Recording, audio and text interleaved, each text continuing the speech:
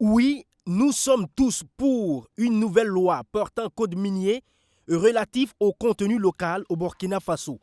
Ainsi en ont voté à l'unanimité les 69 députés réunis en séance plénière ce jeudi 18 juillet.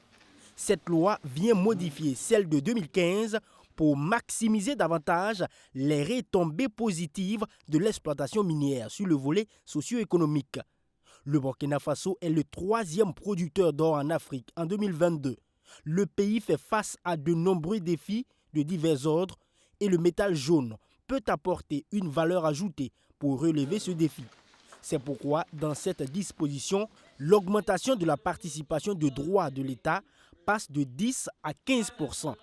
Un capital qui augmente pour les sociétés d'exploitation minière, mais l'État gagne un peu plus en manne financière. Aujourd'hui, le cours de l'or a été multiplié par 3, voire par 4. Et l'essentiel des études de faisabilité, qui datent peut-être de plusieurs années, on est aujourd'hui à plus de 2300. Par rapport à certaines études de faisabilité, ces textes, il y a eu beaucoup de renvois dans les textes d'application parce que c'est un secteur à la fois stratégique mais également dynamique qui nécessite qu'on puisse renvoyer pour tenir compte du contexte. Ce nouveau code minier comporte 309 articles analysés et débattus avant adoption.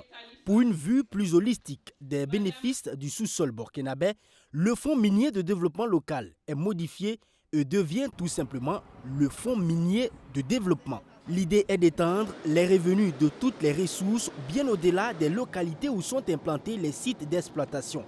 Le capital servira aussi au Fonds de soutien patriotique.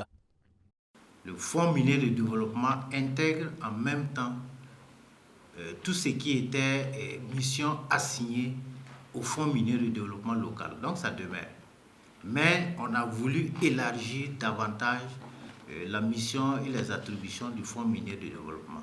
Donc en plus de servir les zones locales, ça va prendre en compte des projets endogènes de développement pour permettre d'asseoir véritablement un développement communautaire et un développement endogène.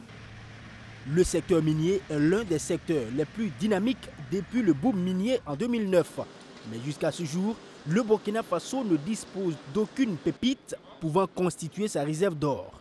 Cette loi trace les sillons pour en posséder. Parce que nous pensons qu'il faut y aller. Et les questions des générations futures prennent nécessairement en compte cette question.